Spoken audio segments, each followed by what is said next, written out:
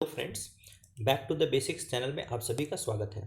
दोस्तों, इस चैनल पर मैं आप सभी को यूपीएससी एग्ज़ाम को कैसे बिना डर के क्रैक किया जा सकता है, इस पर आपकी हेल्प कर रहा हूँ। एक बात मैं आपको बार बार बता दूँ कि UPSC without fear does not mean UPSC without effort, because you will have to put in lots and lots of effort if you want to remove the fear of UPSC exam. तो आपको मेहनत करने के लिए तैयार होना होगा और उस मेहनत को राइट डायरेक्शन में ले जाने के लिए मैं आपकी हेल्प करूंगा, स्पेशली प्रीलिम्स एग्जाम में। चलिए शुरू करते हैं आज का टॉपिक।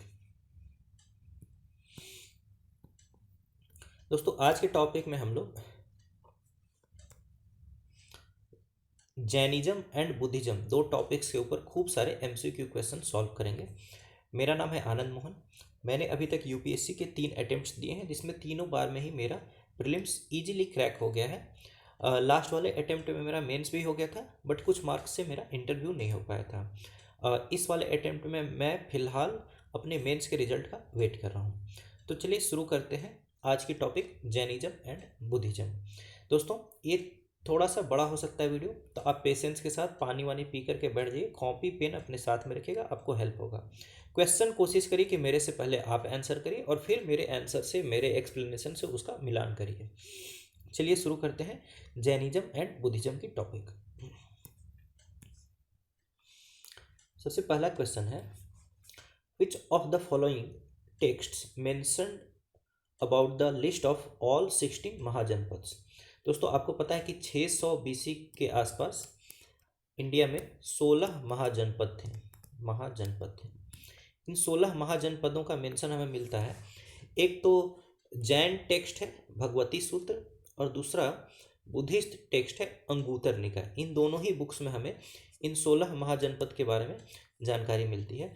बाकी इंडिका लिखा है मेगास्थनीज नाम के ग्रीक एम्बेसडर में, जो कि मौर्यन कोर्ट में एम्बेसडर था। बट इंडिका में 16 महाजनपद के बारे में जानकारी नहीं मिलती है। अर्थशास्त्र कौटिल्य ने लिखी है, इसमें भी महाजनपद के बारे में जानकारी नहीं मिलती है। तो 1 और 2 इसका राइट आंसर हो जाएगा बी। भगवती सूत्र एक जैन टेक्स्ट है, ये आपको पता होना चाहिए, और अंगुतर निकाय एक बुद्धिस्ट टेक्स्ट है। अंगुतर निकाय सुत्त पितक का पार्ट है। सुत्त पितक में टोटल 5 निकाय हैं। चलिए देखते हैं नेक्स्ट वाले स्लाइड में कौन कौन से पार्ट हैं। देखिए दोस्तों, सुत्त पितक के पांच निकाय हैं: दिग्घ निकाय, मध्यम निकाय, संयुक्त निकाय, अंगुतर निकाय और खुद्दक निकाय। तो अगर ये 5 नाम तो कहीं पे भी आते हैं तो आपको सीधा लगा देना है कि ये बुद्धिस्ट टेक्स्ट है। दिग्घ निकाय, मध्यम निकाय, संयुक्त निकाय, अंगुतर निकाय और खुद्दक निकाय। बाकी बुद्धिज्म के 3 त्रिपिटक हैं: सुत्त पिटक, फिर आपका विनय पिटक और अभिधम्म पिटक। ठीक है। और सुत्त पिटक के 5 निकाय हैं: दिग्घ निकाय, मध्यम निकाय, संयुक्त निकाय, अंगुतर निकाय और खुद्दक निकाय। चलिए चलते हैं सेकेंड क्वेश्चन पर। With reference to the religious practices in India, the स्थाविरवादीन, यहाँ विच नहीं होगा दोस्तों, यहाँ विथ हो जाएगा, थोड़ा मिस्टेक हो जाता है।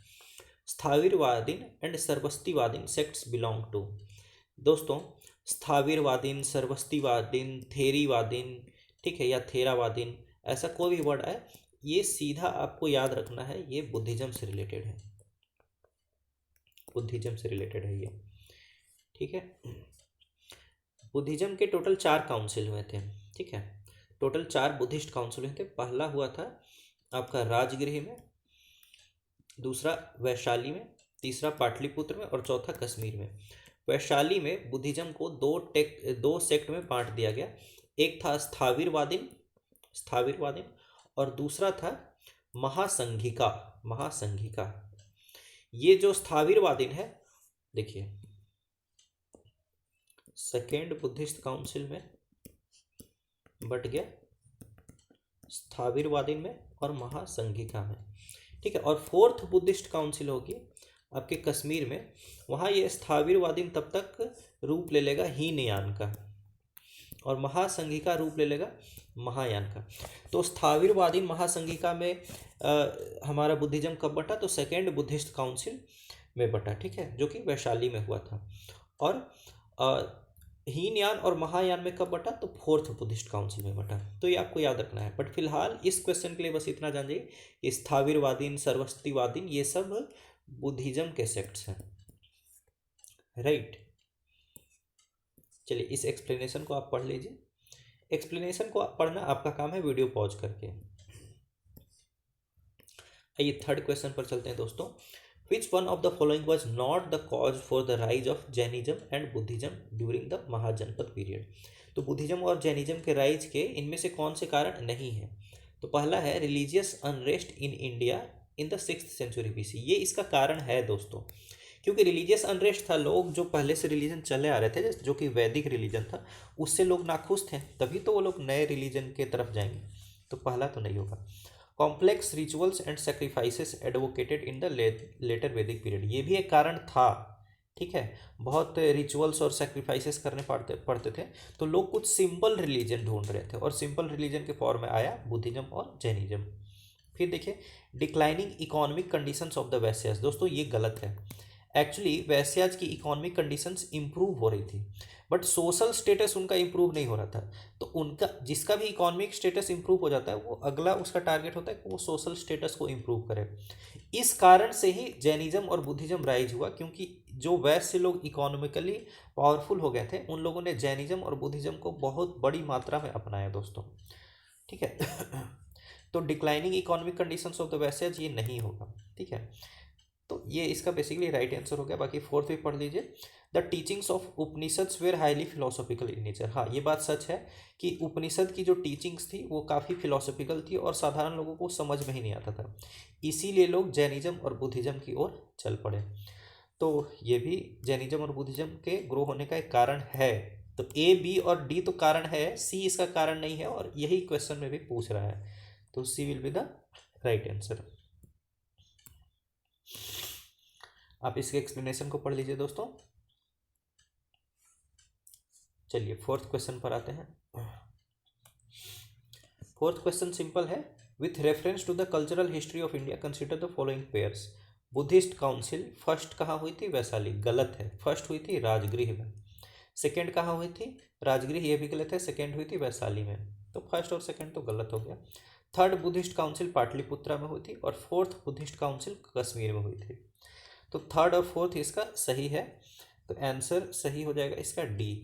दोस्तों ये सब आपको याद कर लेना है कि फर्स्ट बुद्धिस्ट काउंसिल कहाँ हुआ था, तो राजगृह में हुआ था। किस राजा के अंदर हुआ था? अजात शत्रु के अंदर हुआ था। और बुद्धिस्ट काउंसिल के चेयरपर्सन कौन थे? तो महाकश्यप थे, ठीक है, महाकश्यप थे। सेकेंड बुद्धिस्ट काउंसिल कहाँ हुआ था? सेकेंड बुद्धिस्ट काउंसिल वैशाली में हुआ था, ठीक है। राजा थे काल अशोक, काल अशोक, ठीक है। और चेयरपर्सन थे सबकामी, सबकामी, ठीक है। यहाँ पे लिखते जाइए। उसी तरह से थर्ड बुद्धिस्ट काउंसिल कहाँ हुआ था? थर्ड बुद्धिस्ट काउंसिल हुआ था पाटलिपुत्रा में। राजा थे अशोक, और चेयरपर्सन थे मोगलीपुत्र तिस्सा, मोगलीपुत्र तिस्सा। उसी तरह से फोर्थ बुद्धिस्ट काउंसिल कहाँ हुआ था? फोर्थ बुद्धिस्ट काउंसिल कश्मीर में हुआ था, ठीक है। राजा थे आपके कनिष्क थे, राजा कुषाण वंश के कनिष्क, और चेयरपर्सन थे वसुमित्र, वसुमित्र। तो ये आपको याद रखना है दोस्तों, ये इससे क्वेश्चन है तो सीधा मार देना है, कुछ सोचने की आपको जरूरत ना पड़े। यहाँ से आप देख लीजिए कि फर्स्ट हुआ था राजगृह में, राजा थे अजात शत्रु, चेयरपर्सन थे महाकश्यप, ठीक है। और इसमें काम क्या हुआ था? फर्स्ट वाले में काम हुआ था सुत्त पितक और विनय पितक की रचना हो गई थी फर्स्ट वाले में। सेकेंड वाला कहाँ हुआ था? वैशाली में, ठीक है। राजा थे काल अशोक, चेयरमैन थे सबकामी, और इसमें काम क्या हुआ था? इसमें स्थावीरवादीन और महासंघिका सेक्ट में बट गया था बुद्धिज्म। थर्ड वाला हुआ था पाटलिपुत्रा में, ठीक है। राजा थे अशोक, चेयरपर्सन थे मोगलीपुत्र तिस्सा, ठीक है। और इसमें बेसिकली अभिधम्म पिटक की रचना हुई थी। अभिधम्म पिटक तीसरे बुद्धिस्ट काउंसिल में इसका कंपाइलेशन हुआ है दोस्तों, जबकि सुत्त पिटक और विनय पिटक का कंपाइलेशन फर्स्ट में ही हो गया था। बाकी फोर्थ में आते हैं। फोर्थ हुआ कश्मीर में, ठीक है। राजा थे कनिष्क, चेयरपर्सन थे वसुमित्र, और यहाँ पर बुद्धिज्म जो है हीनयान और महायान में बट गया दोस्तों। ये आपको एकदम रटा हुआ होना चाहिए, मतलब रात के नींद में 2 बजे भी कोई जगा करके पूछे बताओ फर्स्ट बुद्धिस्ट काउंसिल कहाँ हुआ था, तो आपको सीधा बोलते ना राजगृह में, ठीक है। चलिए दोस्तों फिफ्थ क्वेश्चन पर आते हैं। Which of the following is are the reasons for the rise of numerous religious sects in mid Gangetic plains in 6th 5th century BC? देखिए बेसिकली यही पूछ रहा है कि बुद्धिज्म और जैनिज्म के राइज के क्या कारण थे। ठीक है, ऊपर हम लोगों ने देखा था कि क्या कारण नहीं था, तो उसी का अपोजिट हो जाएगा यहाँ पर क्या कारण था। देखिए, Kshatriya reaction against domination of the Brahmin, बिल्कुल सही बात है। ब्राह्मण और ये क्षत्रिय और वैश्य वो लोग अपना सोशल स्टेटस इंप्रूव करना चाहते थे, जिसके कारण ही बुद्धिज्म का और जैनिज्म का ग्रोथ हुआ दोस्तों। फिर देखिए, spread of new agricultural economy, ये भी सही है। Rise in importance of Vaishyas, ये भी सही है, यानी कि इकोनॉमिक राइज हुआ उनका। फिर strong reaction against private property, ये भी सही है। जब प्राइवेट प्रॉपर्टी आया ना, तो काफ़ी कुछ लोग काफ़ी अमीर हो गए और बाकी लोग काफ़ी गरीब हो गए। अब इससे सोशल डिवीजन क्रिएट हो गया। इस कारण से भी काफ़ी लोग बेसिकली सिंपल रिलीजन चाहते थे, जिसमें कि ये सभी लोगों को बराबरी का अधिकार मिले। ठीक है। तो इसका तो चारों ही आपका सही हो जाएगा दोस्तों। Right answer will B D. आप इसके एक्सप्लेनेशन को पढ़ लीजिए।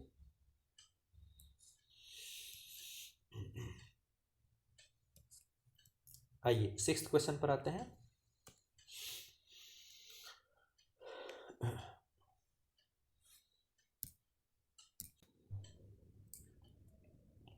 In ancient Indian Buddhist monasteries, a ceremony called Pavarana Pavarana used to be held, it relates to. दोस्तों देखिए, पावारन सेरेमनी क्या थी। जैसे जो बुद्धिस्ट भिक्षुज और भिक्षुनीज थे, यानी कि मॉन्क्स एंड नन्स, ठीक है, उनको कहा गया था कि साल में 8 महीने तो आप लोग घूमते रहिए, भीख मांगिए और उसी से अपना जीवनचर्या चलाइए। लेकिन रेनी सीजन जब है, तो रेनी सीजन के 4 महीने आप कहीं मत घूमिए, आराम से चैत्य या विहार में पड़े रहिए और वहीं पे योग साधना वगैरह कीजिए। नियम कानून से आपको रहना है फिर भी। लेकिन जब 4 महीने लोग एक जगह रहते थे ना, तो थोड़ा आलसी हो जाते थे, काफ़ी नियम का पालन नहीं कर पाते थे। अब मॉन्क्स और नन्स चूँकि साथ में ही रहते थे, तो हो सकता है वो लोग ब्रह्मचर्य आदि का भी पालन ना कर पाते हो। तो इसमें कुछ गलती जो हो जाती थी, इसी गलती का क्षमा मांगने के लिए ये सेरेमनी पावारण हुआ करता था। पावारण किस लिए होता था? Confession by monks of their offences committed during their stay in the monasteries during the rainy season. ठीक है, तो ये कन्फेशन के लिए ही ये सेरेमनी होती थी पावारण, कि रेनी सीजन में 4 महीने जो लोग चैत्य या विहार में टिक के रह गए और उस टाइम अगर उन्होंने कुछ गलती की, तो उसी का कन्फेस करने के लिए ये सेरेमनी होती थी Pavarana. Pavarana confession of monks, Buddhist monks. ठीक है, ये ध्यान में रखिएगा। तो इसका बी ऑप्शन मार दीजिए दोस्तों।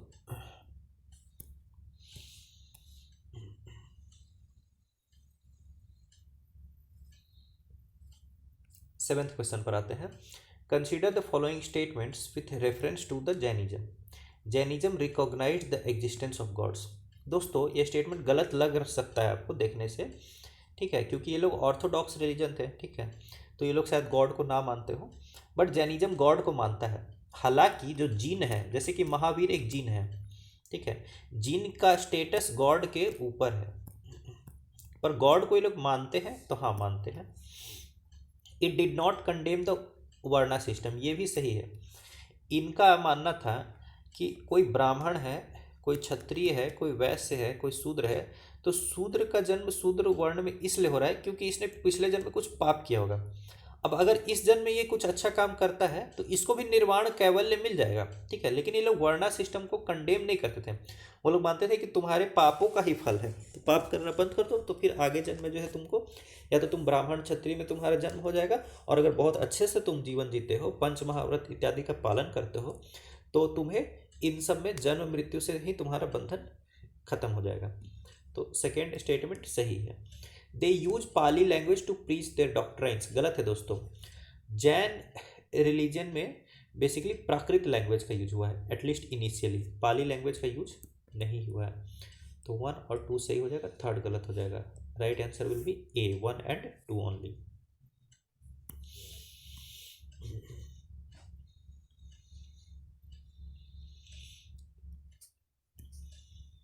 एट्थ पर आते हैं। Consider the following statements regarding Vajrayana. दोस्तों वज्रयान एक सेक्ट है बुद्धिज्म के अंदर में।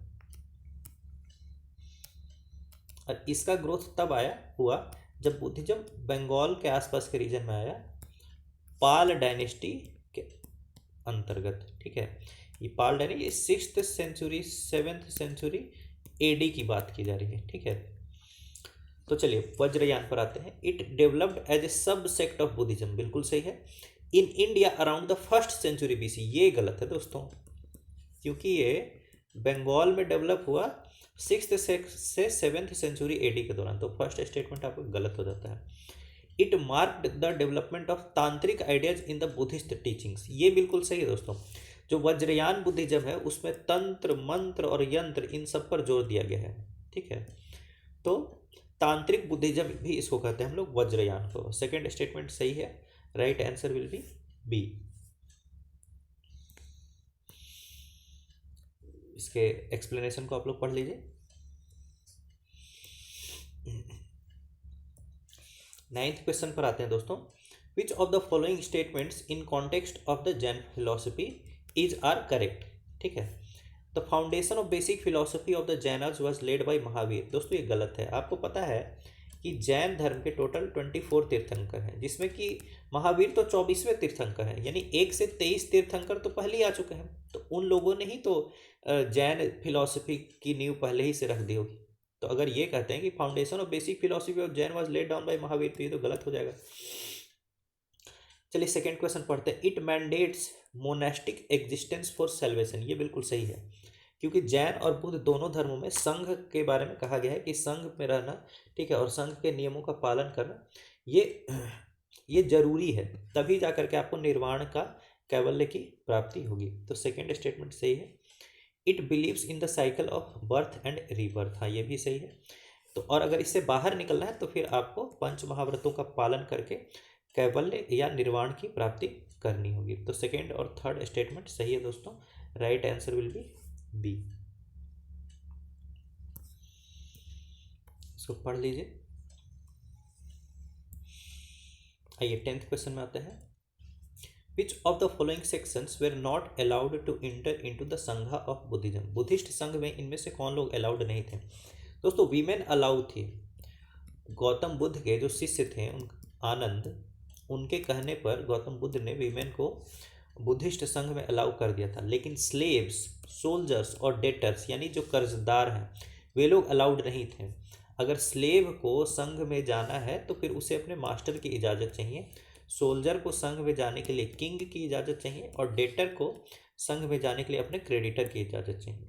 यानी वे लोग खुद से डिसीजन लेकर के संघ में नहीं जा सकते थे। ठीक है, तो स्लेव, सोल्जर्स और debtors were not allowed, right answer will be B.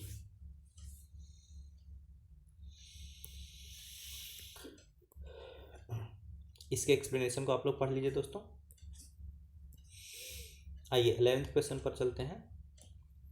Which of the following pairs is are correctly matched. Great event of Buddha life और सिंबल। दोस्तों आपको पता है कि जो हीनयान रिलीजन है उसमें बुद्धा के पिक्चर को नहीं दिखाया जाता, पिक्चर यानी बुद्धा की मूर्ति इत्यादि को नहीं दिखाई जाती है। तो बुद्धा के लाइफ के जो भी इवेंट्स हैं उनको किसी खास सिंबल से दिखाया जाता है। जैसे जब गौतम बुद्ध की माता ने गौतम बुद्ध जब गर्भ धारण किया उसको अवक्रांति बोलते हैं, और अवक्रांति को दिखाने के लिए सफ़ेद हाथी का प्रयोग किया जाता है, ये बिल्कुल सही है। गौतम बुद्ध का जब जन्म होता है यानी जिसे जाति बोलते हैं, ठीक है, उसे लोटस से दिखाया जाता है, ये भी बिल्कुल सही है दोस्तों। इसके अलावा महाभिनिष्क्रमण यानी कि गौतम बुद्ध जब गृह त्याग करते हैं, घर छोड़ देते हैं, तो उसको व्हील से दिखाया गया, ये गलत है, क्योंकि गौतम बुद्ध गृह त्याग करते हैं घोड़े से। तो महाभिनिष्क्रमण दिखाने के लिए घोड़ा चाहिए। ठीक है, इसके बाद जब गौतम बुद्ध को ज्ञान की प्राप्ति होती है, ज्ञान की जो प्राप्ति होती है उसको बोलते हैं निर्वाण यानी एनलाइटेनमेंट, और एनलाइटेनमेंट दिखाने के लिए प्रयोग होता है पीपल ट्री का, क्योंकि पीपल ट्री के नीचे ही उनको ज्ञान की प्राप्ति होती है। फिर जब वो सबसे पहला sermon देते हैं, यानी सबसे पहली बार जब वो अपनी टीचिंग्स लोगों से शेयर करते हैं, ठीक है, सारनाथ में, ठीक है, इसे हम लोग बोलते हैं धर्म चक्र परावर्तन, और इसे दिखाया गया है व्हील से। जो अशोक चक्र है वो यही धर्म चक्र परावर्तन वाला ही पहिया है। ठीक है, तो धर्म चक्र परिवर्तन को दिखाते हैं व्हील से। इसके बाद जब गौतम बुद्ध की डेथ हो जाती है तो उसे हम लोग बोलते हैं महापरिनिर्वाण। देखिए ये तो हो गया निर्वाण, जो ज्ञान प्राप्ति हुई, पीपल ट्री से दिखाएंगे। महापरिनिर्वाण यानी कि उनकी डेथ, उसे दिखाएंगे हम लोग स्तूप से। तो ये सारे सिंबल्स आपको दोस्तों याद रखने हैं, सिंपल है। अवक्रांति यानी गर्भधारण, व्हाइट एलिफेंट। जन्म जाति, लोटस, ठीक है। महाभिनिष्क्रमण, घोड़ा, ठीक है। निर्वाण, पीपल ट्री। धर्म चक्र परिवर्तन, पहिया। और महापरिनिर्वाण, स्तूपा। ये एकदम याद कर लीजिए, रट लीजिए आप, ठीक है। तो ये थर्ड तो गलत है ना, इसको काट दीजिए। बाकी फर्स्ट और सेकंड सही है यहाँ पर, तो 11th का राइट आंसर हो जाएगा ए। बाकी आप इस एक्सप्लेनेशन को पढ़ लीजिए दोस्तों।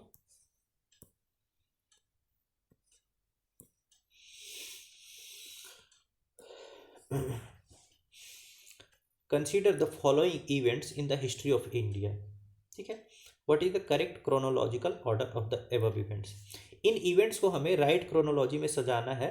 पहले जो सबसे पहले हुआ है उसे पहले रखना है, और इस आधार पर हम लोग को इसका क्रोनोलॉजी डिसाइड करना है। तो दोस्तों start of Saka era, conversion of Menander to Buddhism, organisation of third Buddhist council और establishment of Chola power by Vijayalaya Chola. Chola बहुत बाद में आता है, ये 8th सेंचुरी AD में आएंगे, ठीक है। तो सबसे लास्ट में तो 4th हो गया। अब देखिए थर्ड बुद्धिस्ट काउंसिल होगा अशोक के राज्य में, ठीक है। और देखिए ये अशोक के राज्य में हो रहा है। मिनांडर एक इंडो ग्रीक था, और शक तो शक हो गया। अब मैं आपको बता दूं कि मौर्यन रूल यानी अशोक और अशोक के जो भी बच्चे वगैरह थे उनके रूल के बाद, ऐसे अशोक ही लिख लीजिए, अशोक के रूल के बाद पहले आते हैं इंडिया में इंडो ग्रीक, फिर आते हैं सकाज, फिर आते हैं प्रतिहाराज, फिर आते हैं कुषाणाज, ठीक है। तो सबसे पहले तो अशोक है, तो थर्ड नंबर पहले हो जाएगा, ठीक है। उसके बाद मिनांडर एक इंडो ग्रीक था, तो अशोक के बाद इंडो ग्रीक आते हैं, तो 3 के बाद हो जाएगा 2। अब देखिए इंडो ग्रीक के बाद शक आते हैं, तो 2 के बाद हो जाएगा 1। और चोल तो बहुत बाद में आ रहे हैं, या यहाँ प्रतिहार कुषाण इन सब की जरूरत नहीं है। मैं आपको ऐसे लाइन से बता दिया कि अशोक के बाद आपको याद रखना है, तो ऐसे रखिए ISPK, यानी इंडो ग्रीक, सकाज, प्रतिहाराज एंड कुषाणाज। तो इस तरह से आपको याद रहेगा। तो इसका तो राइट आंसर हो गया दोस्तों 3, 2, 1 और 4, 3, 2, 1, 4 C। क्रोनोलॉजी आपको याद हो जाएगा, आप 2-3 बार अच्छे से पढ़ लेंगे तो आपको एकदम 100% पता रहेगा कि अच्छा ठीक है थर्ड बुद्धिस्ट काउंसिल की बात हो रही है, तो अशोक के टाइम में हुआ होगा। फिर मिनांडर तो इंडो ग्रीक था, तो अशोक के बाद हुआ आया होगा। सकाज तो इंडो ग्रीक के भी बाद आए थे, ठीक है। और चोल तो बहुत बाद में आया है। तो इस तरह से आप इसको याद कर सकते हैं। आंसर देख लीजिए दोस्तों, एक्सप्लेनेशन पढ़ लीजिए अच्छे से। आइए 13th क्वेश्चन सॉल्व करते हैं। Consider the following statements regarding Buddhist sacred scriptures Tripitakas, ठीक है। आपको पता है कि बुद्धिज्म से रिलेटेड 3 पिटक हैं, एक सुत्त पिटक, एक विनय पिटक और एक अभिधम्म पिटक। सुत्त पिटक में गौतम बुद्ध ने जो भी बोला, स्पीच वगैरह दी है, उसको नोट किया गया है, ठीक है। सिंपल सी बात है। विनय पिटक, विनय यानी डिसिप्लिन, अनुशासन की बात की गई, मॉन्क्स को, नन्स को कैसे रहना है। अभिधम्म पिटक में सुत्त पिटक की जो भी चीज़ें हैं उसमें उसके ऊपर क्वेश्चंस पूछे गए हैं, ठीक है, और फिर उसका आंसर दिया गया है। ये फिलोसॉफिकल टेक्स्ट है दोस्तों, या मेटाफिजिकल या फिलोसॉफिकल आप कह लीजिए, ये टेक्स्ट है। और इसको बहुत बाद में कंपाइल किया गया है, ठीक है। तो चलिए सबसे पहले तो हम लोग आते हैं, इसको पढ़ते हैं। Sutta Pitaka contains the Buddha's discourses on various doctrinal issues in dialogue form. ये बिल्कुल सही है, मैंने आपको बताया भी।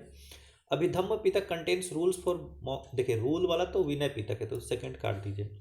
The Vinaya Pitaka contains a thorough study of systematisation of teachings of Sutta Pitaka through summaries questions and answer. नहीं, सुत्त पिटक पर समरीज क्वेश्चंस एंड आंसर्स जो है वो विनय पिटक में नहीं, वो अभिधम्म पिटक में मिलता है, तो ये भी गलत है। बेसिकली ये दोनों आपस में एक्सचेंज किया हुआ है दोस्तों, आप देख लीजिए, ठीक है। अब यहाँ इनकरेक्ट पूछ रहा है, तो 2 और 3 इनकरेक्ट है, बी मार दीजिए। इसको अच्छे से पढ़िए।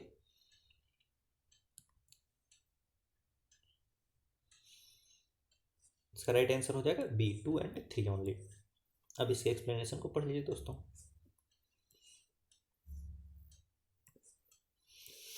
आइए 14th क्वेश्चन सॉल्व करते हैं। Consider the following statements regarding the age of Buddha. Buddha के एज के बारे में बताए, जब बुद्धा थे तो उस टाइम क्या क्या हो रहा था। The decline in the circulation of coins as compare to the Vedic times. दोस्तों ये साफ गलत है ना, क्योंकि गौतम बुद्ध के टाइम में तो ट्रेड वगैरह बढ़ रहा था, वैश्य जो थे उनकी स्थिति इंप्रूव हो रही थी, तो सिक्कों का प्रचलन कम कैसे हो जाएगा, उस टाइम तो बढ़ेगा ना। तो फर्स्ट स्टेटमेंट तो गलत है दोस्तों।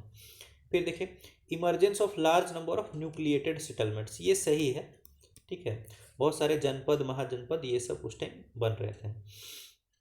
फिर देखिए emergence of intermediaries for purpose of tax collection, दोस्तों ये गलत है। एक्चुअली इस टाइम में इंटरमीडियरीज नहीं थे टैक्स कलेक्शन के, जो किंग वगैरह के जो रॉयल एजेंट्स होते थे वही डायरेक्टली ही टैक्स कलेक्ट करते थे। इंटरमीडियरीज का मतलब क्या होगा कि जमींदार किसान से लेगा, ठीक है, फिर जमींदार से कोई और कलेक्ट करेगा और फिर उससे रॉयल एजेंट के पास पैसा जाएगा, ठीक है। तो ये सब इंटरमीडियरीज नहीं थे, रॉयल एजेंट सीधा जो है किसान से ही टैक्स कलेक्ट कर लेते थे। थर्ड गलत है दोस्तों। फिर देखिए extensive use of paddy transplantation for the purpose of rice production, ये सही है दोस्तों। एक्चुअली इस टाइम में आपको पता है कि एग्रीकल्चरल प्रोडक्शन जो है वो काफ़ी बढ़ रहा था, उसका एक कारण ये भी है कि पैडी ट्रांसप्लांटेशन उस टाइम अच्छे से होने लगा था, एक्सटेंसिवली होने लगा था। तो इसका राइट स्टेटमेंट है इसमें 2 और 4, और राइट ही करेक्ट स्टेटमेंट ही पूछ रहा है, तो इसका राइट आंसर हो जाएगा बी, 2 and 4 ओनली। आइए नेक्स्ट क्वेश्चन को सॉल्व करते हैं, इसके एक्सप्लेनेशन को आप लोग पढ़िए। 15th क्वेश्चन पे आते हैं। In the context of the social structure during the times of Buddha which of the statements is are incorrect, ठीक है। तो सोशल स्ट्रक्चर के बारे में सवाल है बुद्धा के टाइम का, और इनकरेक्ट स्टेटमेंट पूछ रहा है, ठीक है। तो बिगिनिंग ऑफ द उपनयन रिचुअल अमंग द शूद्राज, शूद्र लोगों का उपनयन, यानी ये जो जनेऊ या जनेऊ का संस्कार, उपनयन संस्कार उनका शुरू हो गया था गौतम बुद्धा के टाइम में, ये बिल्कुल गलत है, क्योंकि शूद्र की स्थिति खराब होती गई थी, उनको उपनयन संस्कार से वंचित रखा गया था। सिर्फ ब्राह्मण, क्षत्रिय और वैश्य को उपनयन संस्कार या फिर यज्ञोपवीत संस्कार करने की इजाज़त थी। बेसिकली उपनयन संस्कार के बाद जो बालक होता था वो गुरुकुल जाकर के ज्ञान प्राप्त करता था, और ऐसा माना जाता था कि शूद्र लोगों को ज्ञान प्राप्त करने की कोई ज़रूरत ही नहीं है, ठीक है। तो फिर जब ज्ञान प्राप्त करने की जरूरत ही नहीं तो उनका उपनयन कैसे क्यों होगा, तो ये स्टेटमेंट गलत है दोस्तों। और यही तो कारण है ना कि लोगों के बीच में जो डिवाइड हो रहा था, इस कारण से ही तो जैनिज्म और बुद्धिज्म का ग्रोथ हुआ, क्योंकि जैनिज्म और बुद्धिज्म कहीं ना कहीं इक्वालिटी प्रमोट कर रहे थे। तो इसीलिए फर्स्ट स्टेटमेंट आपका गलत हो जाता है दोस्तों। अब हम लोग देखते हैं सेकेंड स्टेटमेंट पर आते हैं। Discrimination in the laws as per the stature of the varna. तो देखिए ये बात सच है कि वर्ण के आधार पर लोगों का जो है डिस्क्रिमिनेशन होता था, ठीक है। जैसे ब्राह्मण है, अगर वो हत्या कर दे तो उसको छोटी से सजा दी जाएगी, लेकिन अगर शूद्र है वो हत्या करे तो उसको बड़ी सजा दी जाएगी। तो ये सही है, लेकिन यहाँ इनकरेक्ट पूछ रहा है, तो 1 ओनली हो जाएगा, यानी कि ए।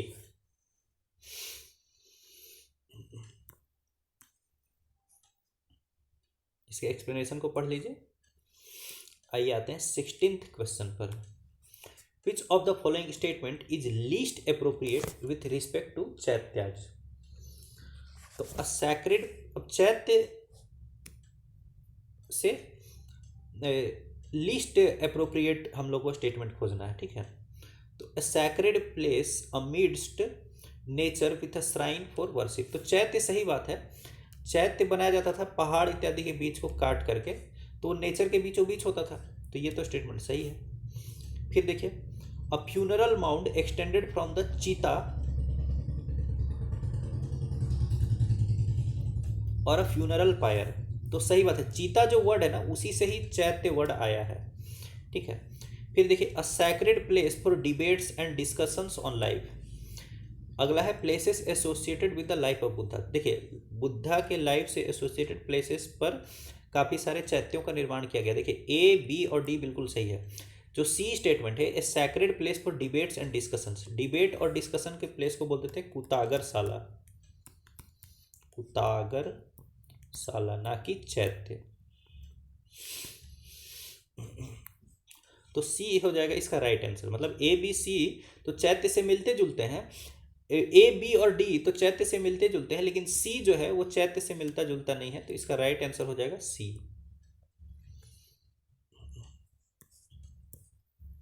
इसको पढ़ लीजिए दोस्तों आप लोग।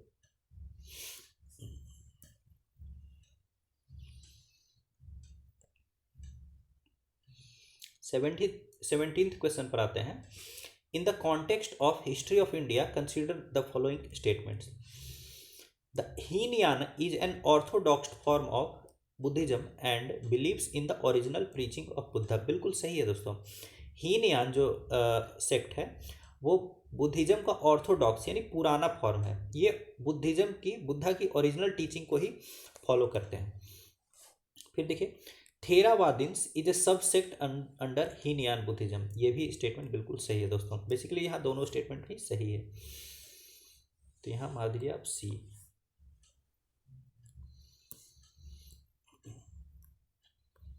पढ़ लीजिए इसको आप लोग। आइए 18th क्वेश्चन पर आते हैं। Which of the following are the components of Triratna of Buddhism. दोस्तों बुद्धिज्म के 3 रत्न हैं, बुद्ध, धम्म और संघ। बुद्ध यानी गौतम बुद्ध, धम्म यानी गौतम बुद्ध के द्वारा प्रतिपादित जो भी रूल्स रेगुलेशंस यानी उनका जो धर्म है वो हो गया धम्म, और संघ यानी मोनेस्ट्री यानी जहाँ सारे मॉन्क्स और नन्स रहेंगे और इस धम्म का पालन करेंगे।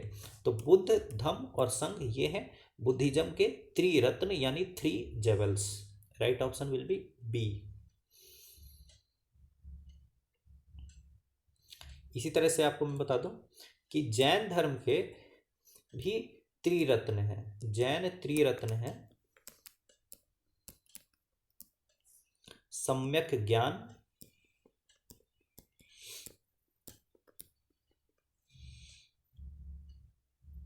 फिर सम्यक दर्शन और सम्यक चरित्र, यानी राइट नॉलेज, राइट व्यू और राइट कैरेक्टर।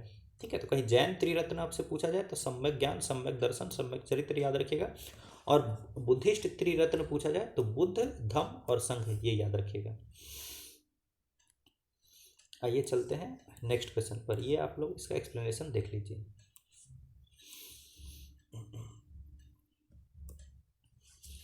नाइनटीन्थ क्वेश्चन है, in context of the various sects under Buddhism consider the following statements.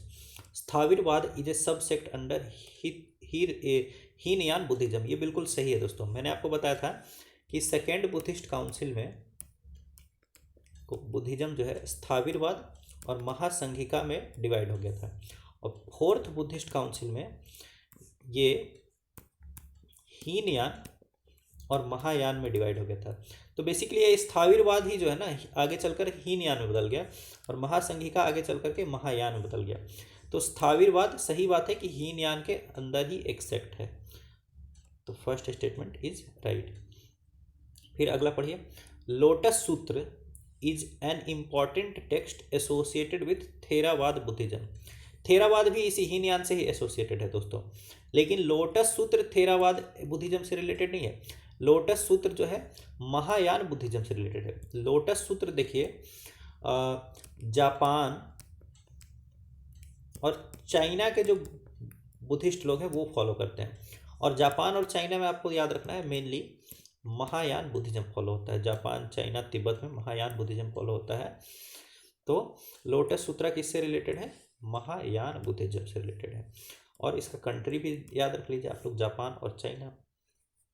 इस तरह से एक डायमंड सूत्र भी है, डायमंड सूत्र भी महायान बुद्धिज्म से ही रिलेटेड है, तो इसको आप लोग याद रख लीजिए।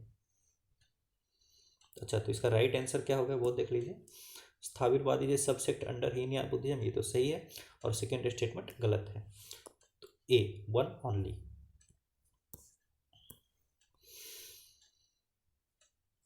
इसको आप लोग पढ़ लीजिए दोस्तों। आइए 20th क्वेश्चन को सॉल्व करते हैं। Consider the following statements regarding Buddhism. Abhidhamma Pitaka was compiled in the Buddhist council patronised by king Ashoka. सही बात है। थर्ड बुद्धिस्ट काउंसिल में अभिधम्म पिटक को कंपाइल किया गया था और थर्ड बुद्धिस्ट काउंसिल अशोक ने पेट्रोनाइज किया था और इसके जो चेयरपर्सन थे वो थे मोगलीपुत्र तिस्सा। मोगलीपुत्र तिस्सा। फर्स्ट स्टेटमेंट सही है। सेकेंड पढ़िए, the Mahayana and Hinayana sect cropped up in the fourth Buddhist council. ये भी सही है। फोर्थ बुद्धिस्ट काउंसिल को पैट्रोनाइज किया था कनिष्क ने। इसको चेयर किया था वसुमित्र ने। ये कश्मीर में हुआ था और यहाँ पर हीनयान और महायान में बुद्धिज्म को बांट दिया गया। ये एक ही इंफॉर्मेशन मैं आपको कई बार दे चुका हूँ, आपको अभी तक एकदम रट जाना चाहिए, याद हो जाना चाहिए।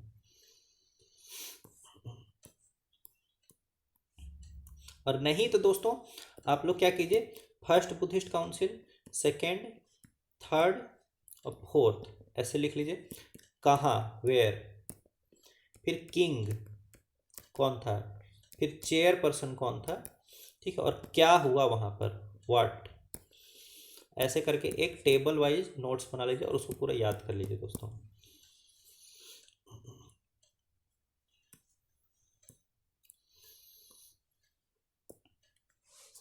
In reference to Buddhism, consider the following statements. Padmapani is regarded as the bodhisattva of power। दोस्तों पद्म यानी कमल, हाँ, पाणी यानी हाथ, हाथ में जिसके कमल हो वो पावर को रिप्रेजेंट करेगा तो नहीं। एक्चुअली पावर रिप्रेजेंट करने वाले जो बोधिसत्व हैं उनका नाम है वज्रपाणी।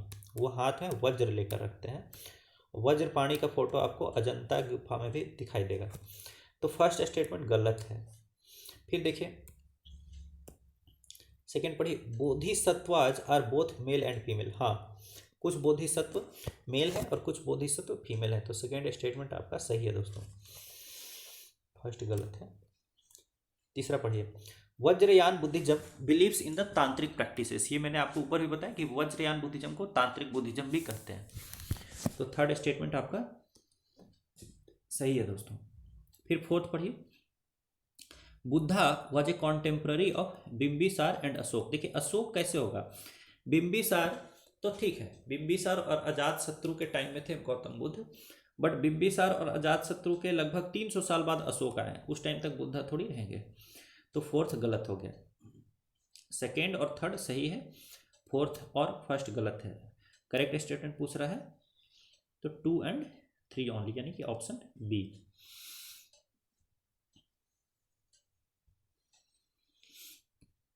आइए इसके एक्सप्लेनेशन को आप लोग पढ़ लीजिए। 22nd क्वेश्चन को सॉल्व करते हैं। Consider the following statements regarding Buddhism. ठीक है, Buddhism believed in impermanence and the path of moderation. बिल्कुल सही बात है।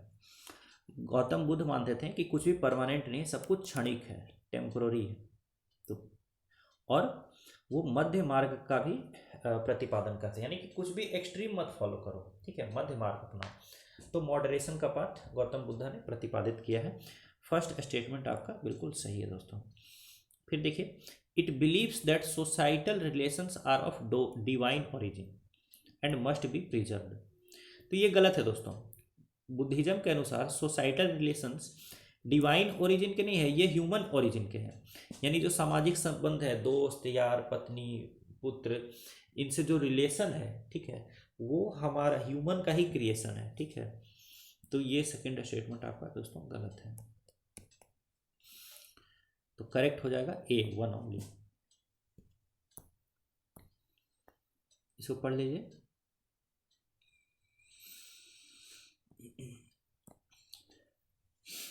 ट्वेंटी थर्ड पे आइए। With reference to the history of India the term shalabhanjika denotes. देखिए दोस्तों, शाल एक ट्री होता है और शलभंजिका यानी साल पेड़ की टहनियों को तोड़ने वाली, ठीक है। तो हालांकि ये तो मैं इसका एकदम लिटरल मीनिंग बता दिया, बट शलभंजिका एक यक्षी है। और ये यक्षी क्या करती है, हाथ में टहनी पकड़े रहती है, यही शाल ट्री जो तोड़ा है इसने वही टहनी पकड़े रहती है, और ये बहुत ही इरोटिक पोस्चर में रहती है, ठीक है। और यक्षी जो है वो फर्टिलिटी को डिनोट करती है। इंडिया में जितने भी रिलीजन हैं, यानी इंडियन रिलीजन यानी हिंदू रिलीजन, बुद्धिज्म, जैनिज्म, सभी में ये यक्षी को दिखाया गया है, ठीक है। तो यही देख लीजिए। अब देखिए ये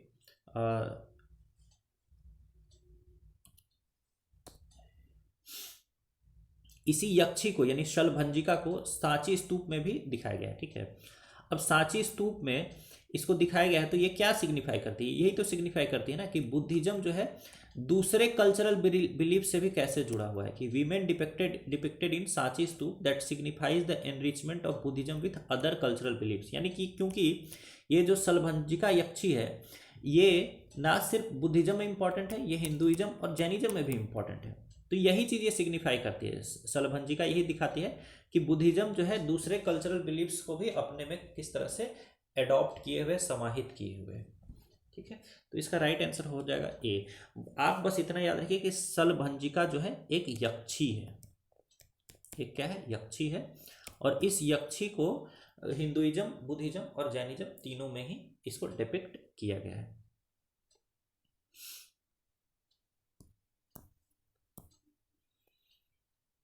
इसको पढ़ लीजिए दोस्तों। आइए नेक्स्ट क्वेश्चन पर चलते हैं। मैंने आपको ऊपर ही बताया था with reference to the history of India the term kutagarashala. Kutagarashala मैंने आपको बताया था कि यूज होता था डिबेट्स और डिस्कशन के लिए। तो कुतागरशाला क्या हो गया, place where debates and discussions took place, यानी राइट ऑप्शन इज बी। बहुत ही इजी क्वेश्चन है। ऐसे कीवर्ड्स आपको एकदम अच्छे से याद कर लेना है दोस्तों, मेमोराइज कर लेना है, ताकि क्वेश्चन अगर इन कीवर्ड से आया तो आप सीधे मार दें। जैसे इस बार क्वेश्चन आया था मुचीरिस। मुचीरिस क्या है, तो मुचीरिस एक सी पोर्ट है। अब ये किसी को भी सपने में नहीं आएगा, लेकिन ये एनसीईआरटी में दिया हुआ है। तो अगर एनसीईआरटी को आप अच्छे से रगड़ के 2-3 बार 4 बार पढ़े हुए हैं तो ये सब शब्द देखते के साथ आप इजीली मार दीजिएगा। अब बाकी लोग सोचते रह जाएंगे कि ये क्वेश्चन कहाँ से आया, कहाँ से आया, ठीक है।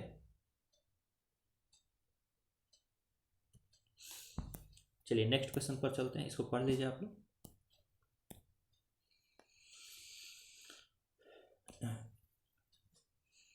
With reference to the cultural history of India consider the following. यहाँ टोटल 6 स्टेटमेंट दिए हुए हैं और नीचे पूछा हुआ है कि which of the above mentioned great vows are not related to Jainism. मतलब इनमें से कौन से ऐसे भाउज, क्या बोलते हैं, वाउज, भाउज जैसे बोलते हैं, ठीक है, ये जैनिज्म से रिलेटेड नहीं है। तो आपको पता होगा कि जैनिज्म के 5 महाव्रत होते हैं। 5 महाव्रत में एक है सत्य, एक है अस्तेय। सत्य यानी सच बोलना, अस्तेय यानी कि चोरी नहीं करना, नॉन स्टीलिंग, ठीक है। तीसरा है अहिंसा। अब इसका ऑर्डर यही नहीं है, हो सकता है अहिंसा पहले हो। सत्य, अस्तेय, अहिंसा, ठीक है। फिर अपरिग्रह, अपरिग्रह यानी बहुत ज़्यादा सामान इकट्ठा नहीं करना, ठीक है, सिर्फ धन के पीछे नहीं भागना। और फिर अगला है ब्रह्मचर्य।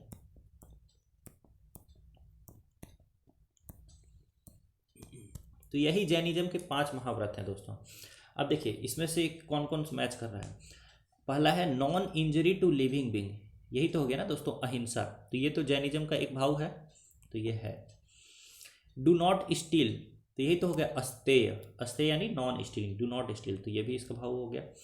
डू नॉट स्पीक ए लाई, यानी झूठ मत बोलो, सत्य, तो सत्य ये भी कहता है, सत्य ये भी हो गया। एब्सटेन फ्रॉम इंटॉक्सिकेशन, यानी दारू वगैरह मत पियो।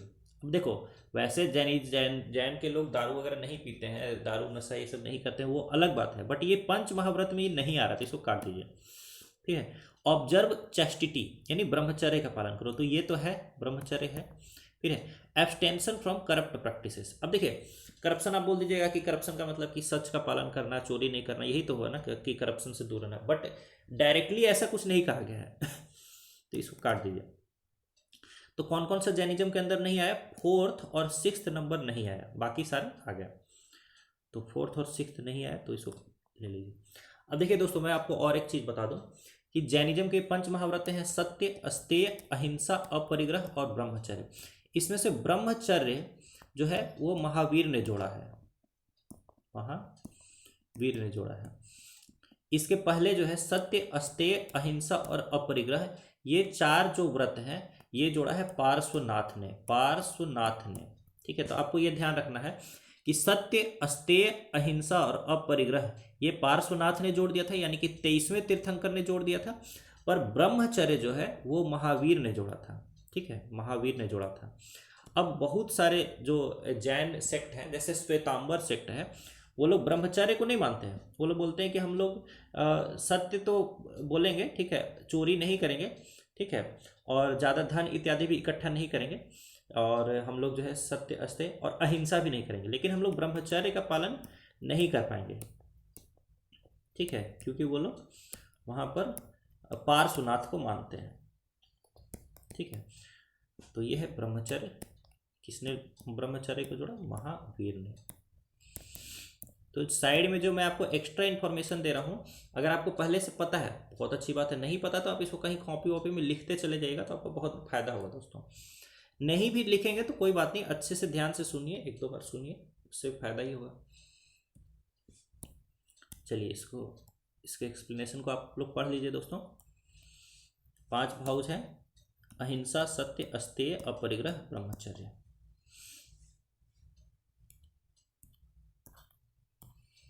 आइए 26th क्वेश्चन पर आते हैं दोस्तों। तो पूछ रहा है कि consider the following statements. The second Jain council was convened at Pataliputra. ये गलत है दोस्तों। सेकेंड जैन काउंसिल हुआ था वल्लभी, गुजरात में। तो इसका भी आप लोग फर्स्ट जैन काउंसिल और सेकेंड जैन काउंसिल 2 ही हुए हैं, तो इसका भी अच्छे से नोट्स बना लीजिएगा आप लोग। खैर, the final compilation of Jain literature was called Angas. हाँ, बिल्कुल सही बात है। टोटल 12 अंग बने थे। अंग यानी पार्ट, इंग्लिश में हम लोग इसको अंगा अंगा बोलने लगते हैं, वो गलत बात है, ये सीधे है अंग। तो कॉल्ड अंग। ठीक है, फाइनल कंपाइलेशन जो जैन लिटरेचर का है उसको अंग बोला जाता है, और टोटल 12 अंग है। फिर देखिए, only men were admitted to Jain Sangh. ये गलत बात है। जैन संघ में वीमेन को भी एडमिट किया जाता था। हालांकि ये माना जाता था कि वीमेन को निर्वाण नहीं मिलेगा, अगर वो इस जन्म में अच्छा कर्म करेंगी तो अगले जन्म में वो क्या बन जाएंगी, मतलब उनका जन्म पुरुष की तरह होगा, और फिर पुरुष जो है वो फिर 5 महाव्रतों का पालन करेगा तो उसको निर्वाण यानी कैवल्य मिलेगा। यानी वीमेन महिलाओं को डायरेक्टली मुक्ति नहीं मिलेगी। जैन रिलीजन में ये साफ साफ लिखा गया है। ठीक है, बट वो बात की बात है, अगर ये कहा जाता है कि सिर्फ पुरुषों को ही जैन संघ में एंट्री दी जाती थी तो ये गलत है, महिलाओं को भी एंट्री दी जाती थी। ठीक है, तो थर्ड इनकरेक्ट है और फर्स्ट इनकरेक्ट है दोस्तों, और यहाँ करेक्ट पूछ रहा है तो हो जाएगा 2 only.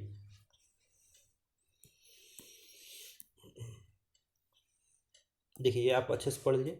Women were admitted into the monastic order, यानी कि महिलाओं को जो संघ में आना अलाउड था। ठीक है, लेकिन वीमेन जो है उनको सेल्वेशन नहीं मिल सकता था। अगर वो लोग अच्छे कर्म करेंगे, ठीक है, तो वो रीबॉर्न होंगे एक मैन की तरह, पुरुष की तरह, और फिर वो लोग 5 महाव्रतों का पालन करके सेल्वेशन प्राप्त कर सकते थे। तो इस तरह से आप इस एक्सप्लेनेशन को पढ़ लीजिए दोस्तों। आइए नेक्स्ट क्वेश्चन पर आते हैं। With reference to Jainism which of the following statements is are correct. ठीक है, जैनिज्म से रिलेटेड स्टेटमेंट है। तो देखिए, Vardhaman Mahavir is regarded as the founder of Jainism. बिल्कुल गलत है। जैनिज्म के टोटल 24 तीर्थंकर हैं जैन लोगों के, जिसमें से पहले हैं ऋषभनाथ या ऋषभदेव कहते हैं। ठीक है, तो ये ना हो गए जैनिज्म के फाउंडर। महावीर तो 24वें तीर्थंकर हैं, तो वो थोड़ी जैनिज्म के फाउंडर हैं। ठीक है, तो पहला गलत हो गया। फिर देखिए, Anekantavada is the core doctrine of Jainism. ये बिल्कुल सही बात है दोस्तों। जैनिज्म जो है ऐसा कहता है कि सत्य जो है वो एक नहीं है, सत्य के भी कई रूप हैं। जैसे यहाँ पर एक हाथी बैठा हुआ हो, ठीक है, हाथी बैठा हुआ हो, पता नहीं हाथी बन रहा है, चिड़िया बन रहा है, ठीक है, और यहाँ पर बहुत सारे अंधे आ जाए। अगर वो अंधा हाथी के सूंड को छुएगा तो वो सोचेगा कि ये कुछ और है, हाथी के पैर को छुएगा तो वो सोचेगा कि कुछ और है, पूंछ को छुएगा तो कुछ और है, पेट को छुएगा तो कुछ और है। तो बेसिकली है तो सब कुछ सत्य ही, लेकिन सत्य का अलग अलग रूप है। ठीक है, यानी सत्य एकांतिक सत्य नहीं होता है, अनेकांतिक सत्य होता है, माने एक सत्य के कई स्वरूप होते हैं, ऐसा मानता है जैन धर्म। तो सेकेंड स्टेटमेंट आपका बिल्कुल सही है। थर्ड पर आ जाइए। द कॉन्सेप्ट ऑफ ब्रह्मचर्य वाज प्रोपाउंडेड बाय महावीर। ये मैंने आपको भी बताया कि महावीर से पहले जो पार्श्वनाथ थे उन्होंने टोटल 4 व्रत दिए थे, सत्य, अहिंसा, अस्तेय और अपरिग्रह। सत्य, अहिंसा, अस्तेय, अपरिग्रह गिवन बाय पार्श्वनाथ और ब्रह्मचर्य गिवन बाय महावीर। तो थर्ड स्टेटमेंट भी बिल्कुल सही है दोस्तों, फर्स्ट गलत है, सेकेंड और 3 राइट आंसर हो जाएगा बी। इस एक्सप्लेनेशन को आप लोग पढ़ लीजिए। ये देखिए हाथी है और बहुत सारे अंधे लोग हैं, अलग अलग चीज़ को छू छू करके बोल रहे हैं कि हाथी का मतलब होता है पाइप, कोई पैर देख करके बोल रहा है हाथी का मतलब होता है पिलर, कोई पूंछ देख करके बोल रहा है कि हाथी का मतलब होता है झाड़ू। ठीक है, मतलब लेकिन कोई भी हाथी का पूर्ण सत्य नहीं बता पा रहा है। ठीक है, पूर्ण सत्य के ज्ञाता को ही केवली बोलते हैं, केवली यानी जिसको पूर्ण ज्ञान हो गया, यानी जिसको कैवल्य की प्राप्ति हो गई। ठीक है, तो ये है जैन धर्म। आइए आते हैं नेक्स्ट क्वेश्चन पर दोस्तों।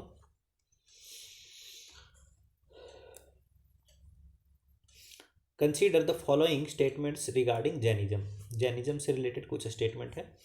पहला है Digambar school of Jainism practices complete nudity. बिल्कुल सही बात है ये। And prohibits women from being a part of this sect. ये गलत बात है। फिर देखिए brahmacharya is rigidly practised under the Shwetambar school of Jainism. ये भी गलत बात है। मैंने आपको बताया कि जो श्वेतांबर स्कूल है वो लोग ब्रह्मचर्य का पालन नहीं करते हैं, सिर्फ 4 व्रतों का पालन करते हैं, सत्य का, अस्तेय का, अहिंसा का और अपरिग्रह का। तो सेकेंड स्टेटमेंट तो गलत हो गया। अब फर्स्ट स्टेटमेंट पर आते हैं दोस्तों। आपको पता होगा कि जो चंद्रगुप्त मौर्य थे वो जैन रिलीजन अपना लिए थे। फिर मगध में एक बार बहुत बड़ा अकाल पड़ा, तो चंद्रगुप्त मौर्य जो है वो भद्रबाहु यानी एक जैन गुरु थे भद्रबाहु, उसके साथ चले गए कर्नाटक,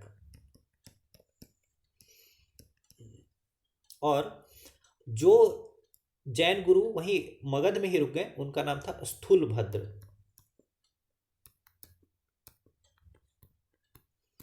खैर, तो कर्नाटक चले गए भद्रबाहु,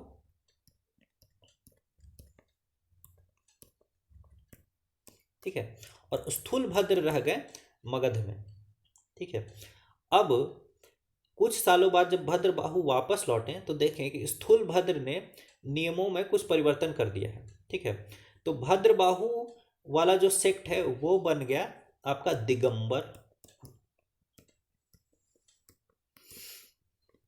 और स्थूलभद्र वाला जो सेक्ट है वो बन गया श्वेतांबर।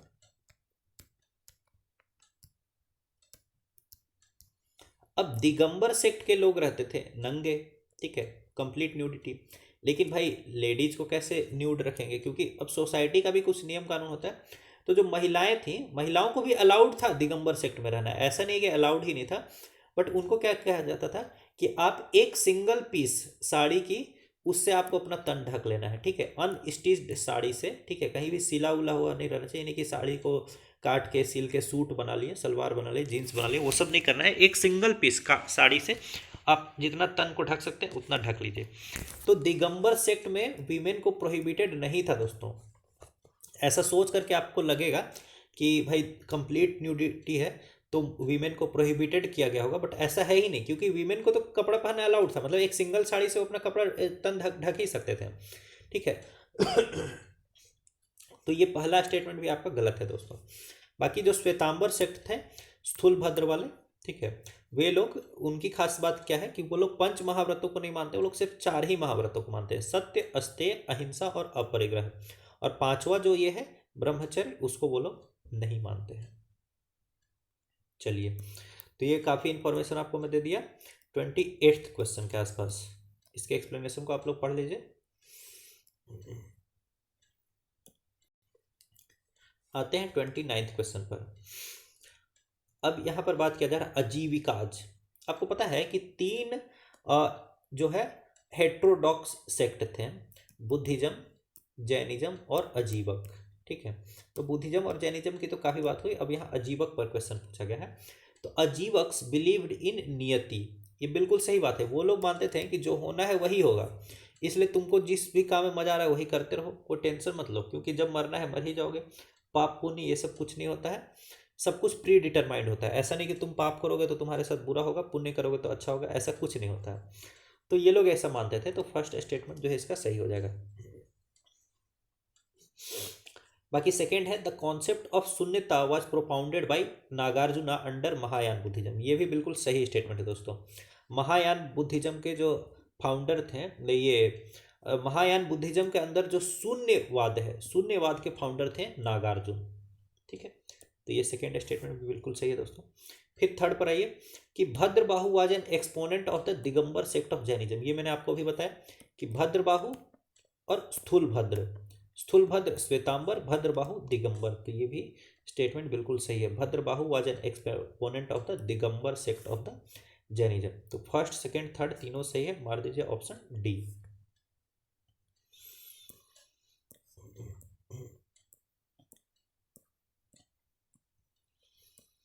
आइए 30th क्वेश्चन पर चलते हैं दोस्तों। In the context of religious cultural history of India consider the following: agriculture, starvation, Vedic authority, existence of soul और absolutism. Which of the above practices were considered unacceptable by Bhagwan Mahavir. तो महावीर इनमें से किन practices को एकदम एक्सेप्ट नहीं कर सकते थे, ठीक है। तो सबसे पहला तो है एग्रीकल्चर। एग्रीकल्चर को महावीर एक्सेप्ट नहीं करते थे, क्योंकि इसमें कीड़े मकोड़ों की हत्या करनी पड़ती थी, ठीक है। और अहिंसा के कारण आप फिर कीड़े मकोड़ों को भी नहीं मार सकते थे, तो पहला तो भगवान महावीर को एक्सेप्टेबल नहीं था, ठीक है। स्टारवेशन एक्सेप्टेबल था दोस्तों। जैनिज्म के अंदर एक प्रथा है सल्ले खाना, सल्ले खाना। इसके अंतर्गत जो जैन मॉन्क है, जब उसको ज्ञान की प्राप्ति हो गई, तो जब ज्ञान की प्राप्ति हो गई, ठीक है, निर्वाण की प्राप्ति हो गई, कैवल्य की प्राप्ति हो गई, तो अब यहाँ जी करके भी क्या होगा, तो वो धीरे धीरे अपना भोजन का मात्रा कम करते जाएंगे और अपने अपने प्राणों को त्याग देंगे। इसी प्रोसेस को सल्ले खाना कहते हैं, यानी स्टारवेशन जो है वो भगवान महावीर को एक्सेप्टेबल था, ना कि अनएक्सेप्टेबल था। तो सेकेंड इसका नहीं होगा, फर्स्ट होगा। वैदिक अथॉरिटी, वैदिक अथॉरिटी को जैन नहीं मानते थे, तो थर्ड इसका हो जाएगा। एग्जिस्टेंस ऑफ सोल, मतलब आत्मा को भी, आत्मा एग्जिस्ट करती है, इस चीज को जैन लोग मानते थे, क्योंकि सोल होगा तभी तो जन्म पुनर्जन्म ये सब होगा ना दोस्तों, ठीक है। ये मानते थे, तो ये अनएक्सेप्टेबल नहीं था, तो इसको कर दीजिए। फिर एब्सोल्यूटिज्म, एब्सोल्यूटिज्म यानी कि एक ही सत्य है, ठीक है, लेकिन मैंने आपको बताया कि एक सत्य नहीं है, यहाँ तो अनेकांतवाद चल रहा है। तो एब्सोल्यूटिज्म भी भगवान महावीर को एक्सेप्टेबल नहीं था, अनएक्सेप्टेबल था। यहाँ देखिए ट्रिकी है, एक्सेप्टेबल नहीं पूछ रहा, अनएक्सेप्टेबल पूछ रहा है। तो एग्रीकल्चरल अनएक्सेप्टेबल था, वैदिक अथॉरिटी अनएक्सेप्टेबल थी, एब्सोल्यूटिज्म यानी कि एकांतवाद, एक ही सत्य है, ये भी अनएक्सेप्टेबल था। तो इसका राइट आंसर हो जाएगा दोस्तों 1, 3 एंड 5। 1, 3 एंड 5, सी को मार दीजिए।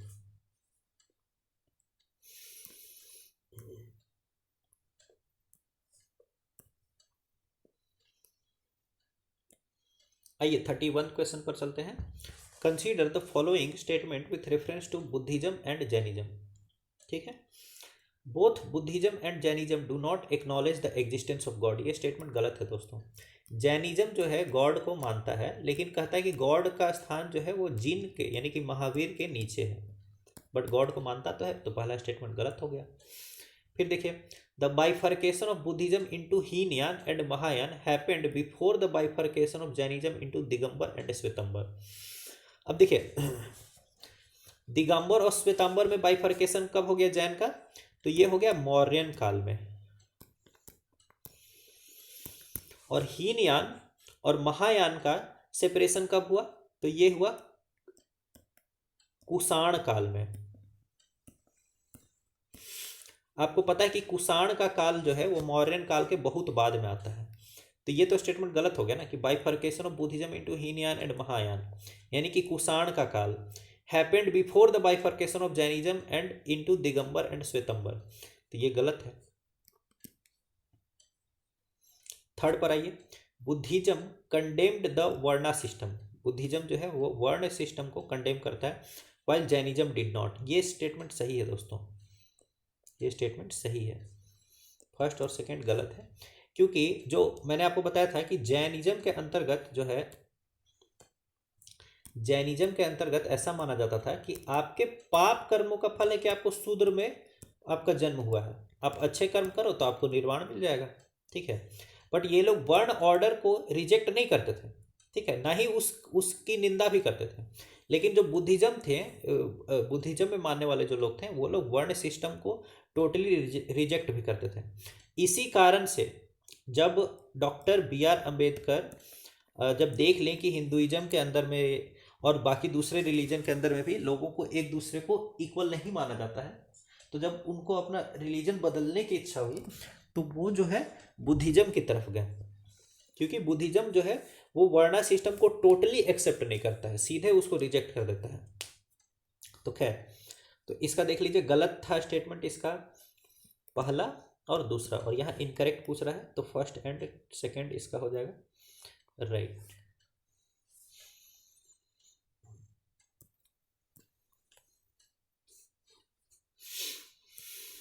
एक्सप्लेनेशन को पढ़िए और आगे बढ़िए। 32 क्वेश्चन को सॉल्व करते हैं दोस्तों। Consider the following statements about Jainism and Buddhism. Mahavira was a contemporary of Buddha, ये बिल्कुल सही स्टेटमेंट है दोस्तों।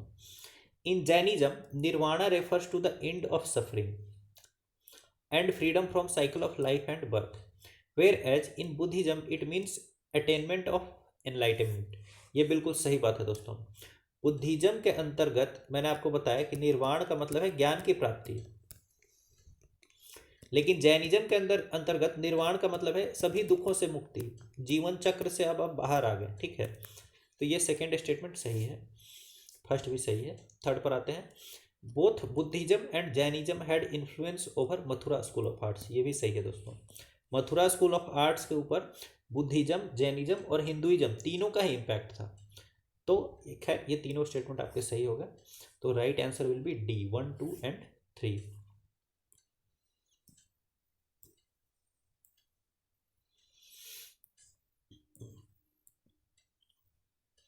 आइए 33rd क्वेश्चन को हम लोग देखते हैं। पूछ रहा है, how did the Saka Kushana phase and the contacts with Central Asia impact the then Indian culture and polity.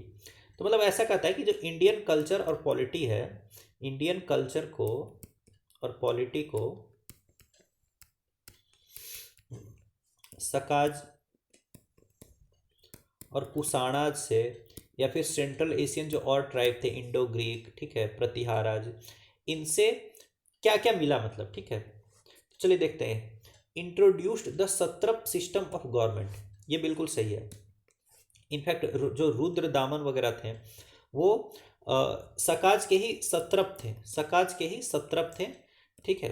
तो सत्रप का मतलब है गवर्नर, ठीक है। तो सकाज एक जगह रूल नहीं करते थे, सका के गवर्नर, कई गवर्नर अलग अलग जगह रूल करते थे, और उनको बोला जाता था सत्रप, ठीक है।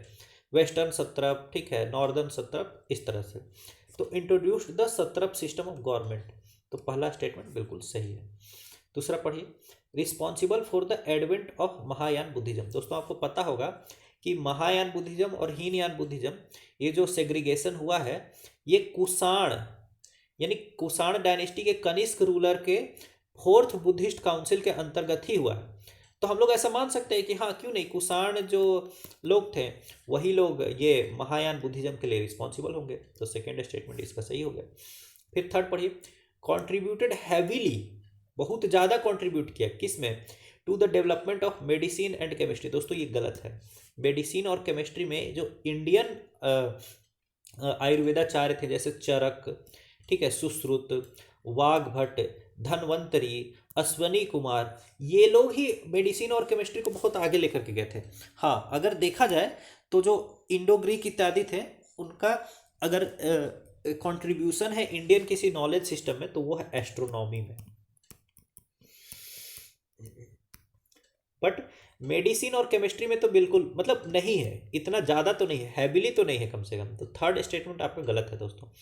फिर फोर्थ पढ़िए कि patronised and contributed to development of Sanskrit literature in India. देखिए फोर्थ स्टेटमेंट बिल्कुल सही है दोस्तों, क्योंकि आपको पता होगा कि रुद्रदामन जो कि सका का ही एक सत्रप था, वेस्टर्न सत्रप था, उसका अभिलेख भी संस्कृत भाषा में लिखा गया है। फिर जब बुद्धिज्म को महायान और हीनयान में बांटा गया तो महायान शाखा का पूरा डेवलपमेंट संस्कृत में ही हुआ। तो हम लोग ये कह सकते हैं कि जो ये रूलर्स थे यानी कि इंडो ग्रीक, सकाज, कुषाणाज, प्रतिहाराज, इन लोगों ने संस्कृत लिटरेचर को काफ़ी हद तक पेट्रोनाइज किया। तो हाँ किया, बिल्कुल किया। तो फोर्थ भी स्टेटमेंट आपका बिल्कुल सही हो जाएगा दोस्तों। तो 1, 2 एंड 4 ये बिल्कुल सही हो जाएगा। तो राइट आंसर मार दीजिए सी।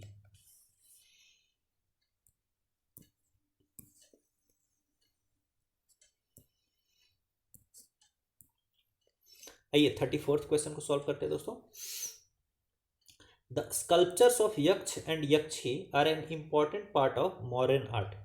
Consider the following statements about Yaksha and Yakshini. ठीक है। Earliest mention of Yaksha and Yakshi is found in Samaveda. ये स्टेटमेंट गलत है दोस्तों। यक्ष और यक्षिनी का अर्लीस्ट मेंशन हमें एक तमिल बुक है संगम लिटरेचर का शिलापद्दिकरम,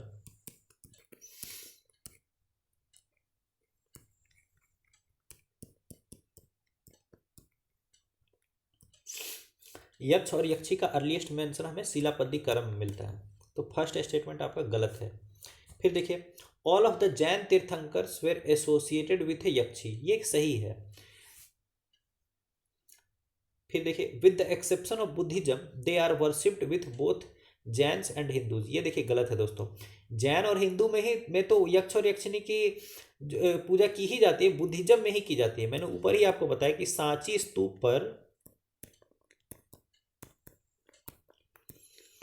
स्तूप पर शलभंजिका नाम की एक यक्षी है, शलभंजिका नाम की एक यक्षी का वहाँ पर बेसिकली स्कल्पचर बना हुआ है, पिक्चर बना हुआ है। ठीक है। तो ये तो नहीं कह सकते हैं कि बुद्धिज्म में यक्षिनी की या यक्ष लोगों के लिए जगह नहीं थी। ठीक है। तो थर्ड स्टेटमेंट आपको गलत हो जाएगा। फर्स्ट गलत है, थर्ड गलत है, सेकंड सही है। ये इनकरेक्ट पूछ रहा है, तो फर्स्ट एंड थर्ड ओनली, यानी कि राइट आंसर इज ए। इसके भी एक्सप्लेनेशन को पढ़ लीजिए दोस्तों आप। आइए 35th क्वेश्चन पर चलते हैं। Consider the following statements regarding Buddhism. देखिए it advocated the path of extreme austerity, बिल्कुल गलत बात है। ये तो मध्य मार्ग को बताता है ना, एक्सट्रीम मार्ग बताता ही नहीं। फिर देखिए it believed in the transmigration of souls, ये सही है दोस्तों।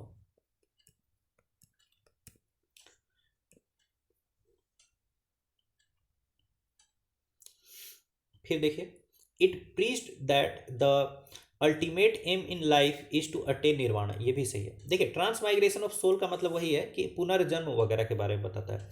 तो बुद्धिज्म भी पुनर्जन्म को मानता है। ठीक है। और बाकी ये थर्ड स्टेटमेंट तो सही है ही है। पुनर्जन्म से बचना है, यानी बार बार आपका जन्म होगा तो बार बार आपको दुख होगा, इस दुखों से मुक्ति चाहिए तो फिर निर्वाण प्राप्त करिए। तो अल्टीमेट एम आपका लाइफ में क्या होना चाहिए? निर्वाण प्राप्ति का होना चाहिए, ना कि जो क्षणिक सुख मिल रहा है उसके पीछे ही भागते जाइए, क्योंकि क्षणिक सुख के बाद दुख भी मिलेगा। तो ठीक है, सेकेंड और थर्ड इसका स्टेटमेंट सही है दोस्तों, फर्स्ट गलत है। तो राइट ऑप्शन हो जाएगा इसका 2 एंड 3 ओनली, यानी कि डी। इसको पढ़ लीजिए। आइए 36th क्वेश्चन को सॉल्व करते हैं। With reference to the cultural history of India which of the following are Buddhist text. इसमें से बुद्धिस्ट टेक्स्ट कौन कौन सा, ये देखिए। देखिए दीपवंश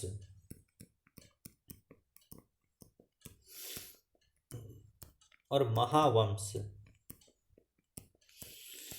ये जब भी आए तो ये बुद्धिस्ट टेक्स्ट है। और ये कहाँ का बुद्धिस्ट टेक्स्ट है? तो ये श्रीलंका का बुद्धिस्ट टेक्स्ट है। तो दीपवंश तो बुद्धिस्ट टेक्स्ट हो ही गया, दीपवंश बुद्धिस्ट टेक्स्ट हो गया। फिर थेरी गाथा, थेरी गाथा भी बुद्धिस्ट टेक्स्ट है। थेरी गाथा महिलाओं के द्वारा, माने वीमेन के द्वारा लिखेगी, वीमेन को जो मतलब इम्पॉर्टेंट वीमेन होती थी बुद्धिज्म के अंदर, उनको थेरी बोला जाता था, थेरी। उन लोगों ने जो गाथा लिखी उसको थेरी गाथा बोला जाएगा।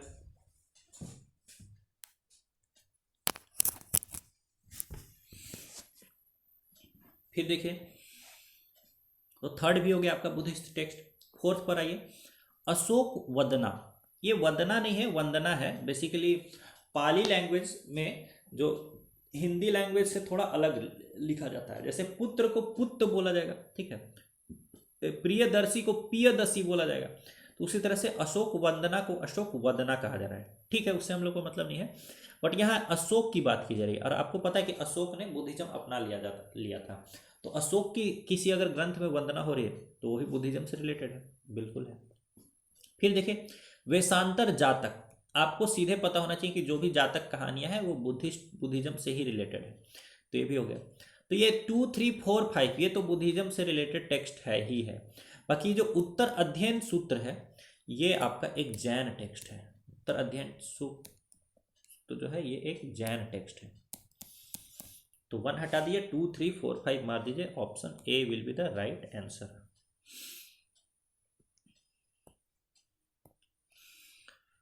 इस एक्सप्लेनेशन को पढ़िए दोस्तों। आते हैं 37वें क्वेश्चन पर।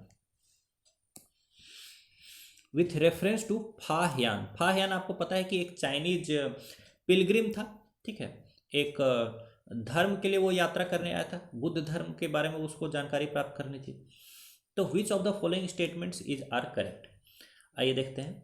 The famous Chinese pilgrim Fahian visited India during the reign of Chandragupta two. ये बिल्कुल सही है, चंद्रगुप्त टू के टाइम ही फाहियान इंडिया में आया था, ठीक है। फिर देखिए, main purpose of his visit was to scale up trade relations. बिल्कुल गलत है ये, वो धर्म के बारे में जानकारी इकट्ठा करने आया था, उसको ये ट्रेड वगैरह से क्या मतलब था। तो सेकेंड गलत हो गया दोस्तों। थर्ड पढ़िए, he refers to the Gangetic valley as the land of Buddhism. दोस्तों ये गलत है। जो फाहियान था उसने अपनी बुक में लिखा कि इंडिया जो है,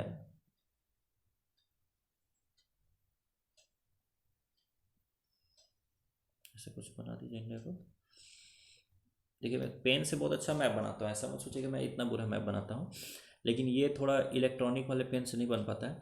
तो खैर, फाहियान ने कहा कि नॉर्थ वेस्ट में, यानी कि इधर पाकिस्तान अफगानिस्तान साइड, इधर तो बुद्धिज्म बहुत अच्छे से फ्लरिश कर रहा है, लेकिन गंगेटिक वैली में मतलब बुद्धिज्म जो है वो बहुत ही डिक्लाइन को फेस कर रहा है, ठीक है। वहाँ ब्राह्मणिज्म हावी हो गया है, ठीक है, यानी कि जो वैदिक रिलीजन है वो हावी हो गया है। तो ये स्टेटमेंट आपका दोस्तों गलत है। Gangetic valley was not the land of Buddhism, ठीक है, ये जो नॉर्थ वेस्ट पार्ट है that was the land of Buddhism, ठीक है। तो थर्ड स्टेटमेंट बिल्कुल इस गलत हो गया दोस्तों। बाकी यहाँ पूछ रहा है करेक्ट आंसर, तो करेक्ट कौन हो जाएगा, सिर्फ 1 ए ओनली।